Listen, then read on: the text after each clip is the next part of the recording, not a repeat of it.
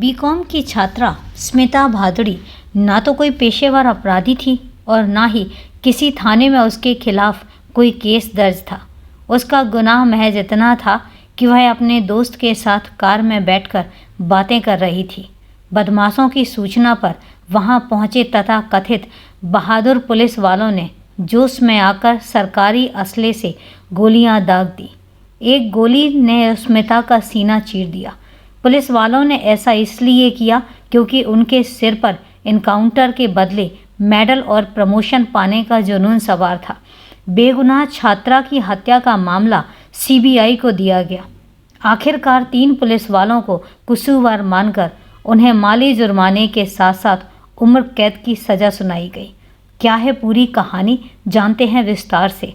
तो इससे पहले नमस्कार दोस्तों, क्राइम चैनल पर आपका स्वागत करती हूं और उम्मीद करती हूं कि आप सब लोग स्वस्थ होंगे, सुरक्षित होंगे। दोस्तों, कहानी में आगे बढ़ें उससे पहले यही कहना चाहूँगी कि अगर अभी तक आपने चैनल को सब्सक्राइब नहीं किया है तो सबसे पहले चैनल को सब्सक्राइब कर लीजिए और इसके साथ ही बेल आइकन प्रेस करना मत भूलें फर्दर नोटिफिकेशन के लिए। और इसके साथ ही कहानी में लास्ट तक जुड़े रहें और कहानी के बारे में आपकी क्या राय है वो भी कमेंट करके ज़रूर बताएं। इसके अलावा हमने अपने चैनल पर एक नया अध्याय शुरू किया है जिसमें आपके कमेंट्सों का जवाब शॉर्ट्स के माध्यम से दिया जाएगा। तो आपके जो भी कमेंट्स होंगे उनका जवाब सुबह 9 बजे के कमेंट्स में और शॉर्ट्स में आप देख सकते हैं। तो चले दोस्तों, समय नहीं लेते हैं और जानते हैं कि आखिर ये क्या है पूरी वारदात। इसे लालची इंसाफ की राह में कानूनी दांव-पेच की चाल कहें या कुछ और। अपनी होनहार बेटी स्मिता को खो चुके परिवार को इंसाफ के लिए 15 साल का लंबा, थकाऊ और पीड़ा देने वाला इंतजार करना पड़ा। इनकाउंटर में शामिल पुलिस वाले इस दौरान न केवल आज़ाद रहे बल्कि बचने के लिए तरह तरह के हथकंडे भी अपनाते रहे। इतना ही नहीं, लंबे वक्त में मज़े से नौकरी करके वे अपने पर्दों से रिटायर हो भी गए थे।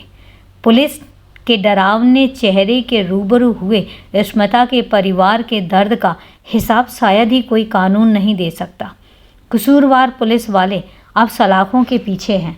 इस मामले से सीख भी मिलती है कि किसी की जान की कीमत पर मेडल व प्रमोशन पाने की ख्वाहिश देर सवेर सलाखों के पीछे पहुंचाकर भविष्य अंधकार में बना ही देती है।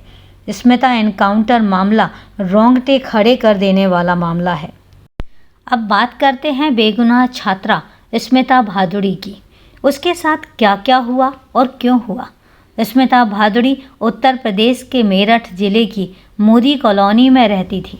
उसके पिता एक भादुड़ी मोदी कंपनी में बतौर इंजीनियर थे।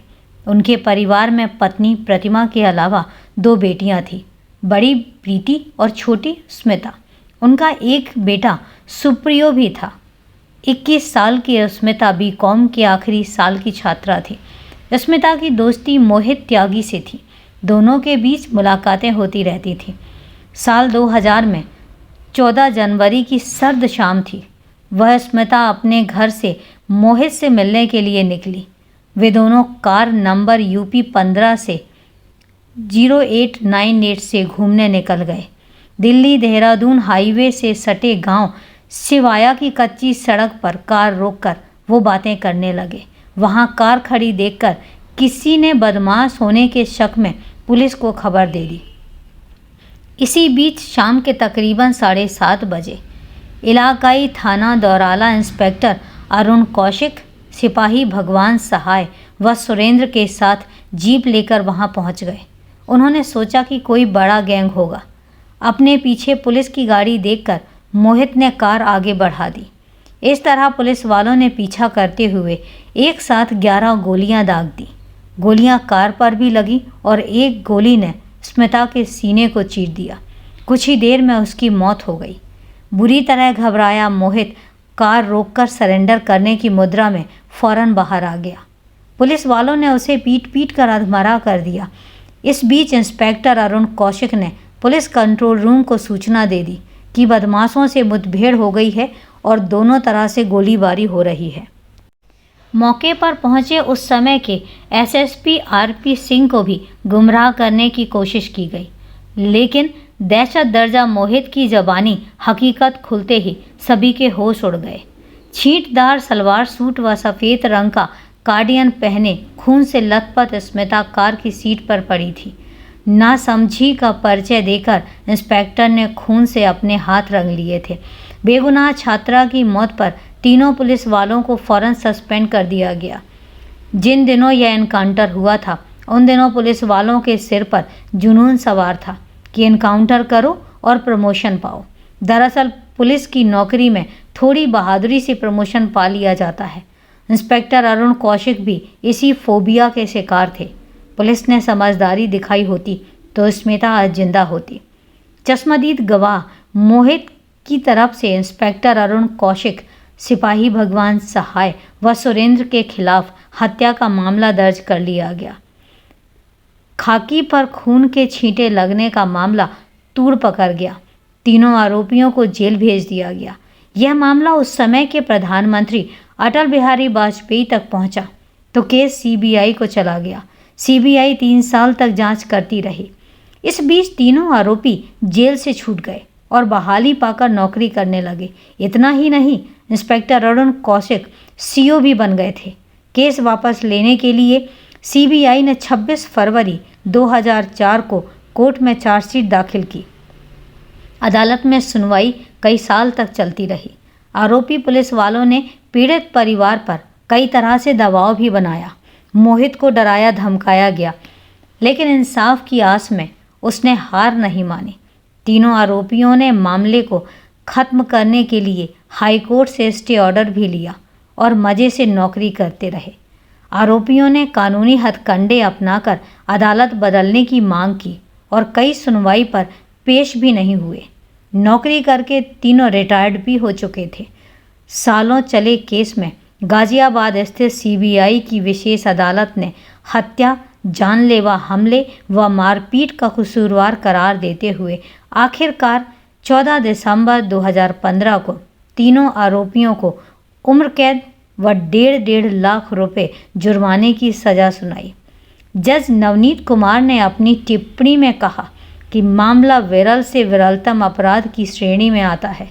वरिष्ठ लोक अभियोजन अधिकारी कुलदीप पुष्कर की इस मामले में अदालत में दी गई यह दलील मायने रखती है कि पुलिस का काम कानून का पालन करना और कराना है। अगर पुलिस ही कानून का पालन ना करे और कानून का गलत इस्तेमाल कर किसी की हत्या कर दे तो ऐसे हालात में समाज में दहशत फैलती है। कसूरवार पुलिस वालों पर आरोप साबित होने में 15 साल 9 महीने और 16 दिन लग गए। सजा होते ही तीनों को डासना जेल भेज दिया गया। बेटी की मौत से दुखी भागुड़ी परिवार जिस गम, दहशत और दर्द के दरिए से गुजरा, उसकी भरपाई कानून की कोई धारा नहीं करती। पुलिस का घिनौना रूप आज भी उन्हें डराने का काम करता है। उन चंद लफ्ज़ों में इंजीनियर SK भादुड़ी की दुनिया हिला दी थी जब एक पुलिस अफसर ने उनसे कहा था, आपकी बेटी को पुलिस ने गलती से गोली मार दी है और उसकी मौत हो गई है। उस रात की यादें कोई भुला नहीं पाता। सिर फिरे पुलिस वालों की करतूत से हंसते खेलते परिवार पर स्मिता की मौत के साथ ही गम व मुसीबतों का पहाड़ टूट गया। बेटी स्मिता की मौत के गम में माँ प्रतिमा भागुड़ी डिप्रेशन में आ गई।